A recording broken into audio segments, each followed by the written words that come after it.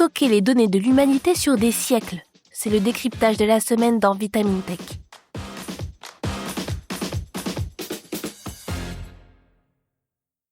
Photos, documents, recherches, souvenirs. Nos vies sont stockées sur des serveurs et des disques durs pourtant fragiles.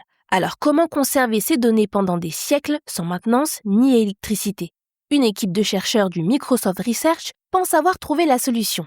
Graver notre mémoire collective dans une matière pour le moins assez commune. Bonjour à toutes et à tous, je suis Adalène Jacqui et cette semaine dans Vitamine Tech, on parle d'un support de stockage capable de traverser des siècles. Chaque jour, nous produisons des milliards de données. Photos, vidéos, documents administratifs, recherches scientifiques, archives culturelles, le numérique est devenu la mémoire du monde. Mais il y a un problème. Contrairement à ce que l'on imagine, nos données ne sont pas éternelles. Elles reposent aujourd'hui principalement sur des disques durs et des bandes magnétiques. Ces supports vieillissent, se dégradent et nécessitent une maintenance constante. Tous les 5 à 10 ans, il faut donc copier ces données vers de nouveaux supports pour éviter de les perdre. Cela représente un coût énergétique, économique et stratégique énorme, car ces infrastructures doivent être alimentées en permanence. Ces migrations sont complexes et ces données doivent pouvoir être lues dans un temps illimité. Face à ces questions, une équipe de chercheurs du Microsoft Research, entre Cambridge et Redmond, travaille depuis plusieurs années à une idée fascinante. Stocker les données dans du verre.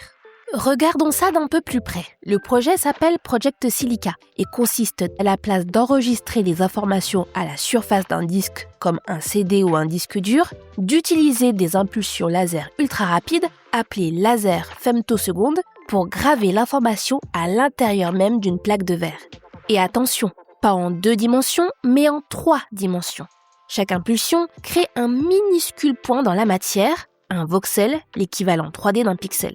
Ces voxels modifient localement la structure du verre, et cette modification permet d'encoder plusieurs bits d'informations. Résultat, les données ne sont plus inscrites en surface et ne sont donc plus exposées à l'usure. Elles sont réparties dans toute l'épaisseur du matériau. Et une fois gravée, la plaque devient totalement passive. Elle n'a besoin d'aucune alimentation électrique, d'aucun système actif et d'aucun système de refroidissement. Assez ingénieux.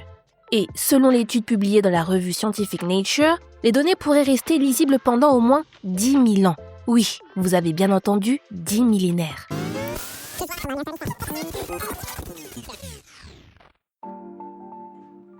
Faudra-t-il attendre des années avant de pouvoir profiter de cette avancée technologique ? Eh bien, peut-être pas. En fait, ce projet n'est plus un simple concept de laboratoire. Les chercheurs annoncent déjà des chiffres très précis. La densité atteinte est de 1,59 gigabits par millimètre cube. Concrètement, cela représente environ 4,8 téraoctets stockés dans une plaque carrée de 12 cm de côté et seulement 2 mm d'épaisseur. Pour donner une image, c'est l'équivalent d'environ 2 millions de livres numériques compressés dans un objet à peine plus grand qu'un CD. Et ce n'est pas tout. L'écriture atteint un débit de 25,6 mégabits par seconde par vaisseau laser. À terme, plusieurs faisceaux pourraient fonctionner en parallèle pour accélérer le processus. La lecture, elle, repose sur une analyse optique assistée par intelligence artificielle. Une caméra spécialisée observe les motifs microscopiques à l'intérieur du verre. Des algorithmes interprètent ensuite les variations optiques pour reconstituer les données avec un taux d'erreur compatible avec les systèmes de correction classiques.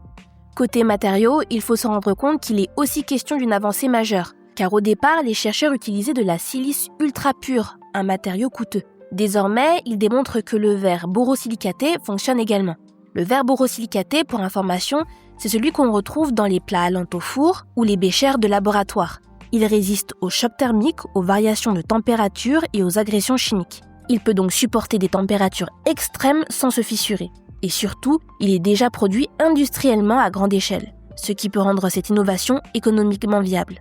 Des tests de vieillissement accéléré ont été menés. Les résultats indiquent une stabilité exceptionnelle. Les voxels gravés conservent leur intégrité même après des simulations d'usure extrêmes.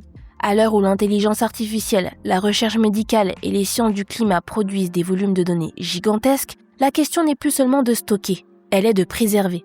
Le défi désormais est industriel. Transformer cette avancée en solution concrète pour les data centers du monde entier. C'est tout pour cet épisode de Vitamine Tech. Pour ne pas manquer nos futurs épisodes, abonnez-vous dès à présent à ce podcast et si vous le pouvez, laissez-nous une note et un commentaire.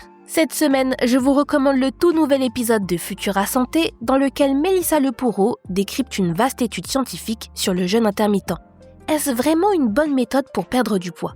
Pour le reste, je vous souhaite tout le meilleur et comme d'habitude, une excellente journée ou une très bonne soirée et restez branchés.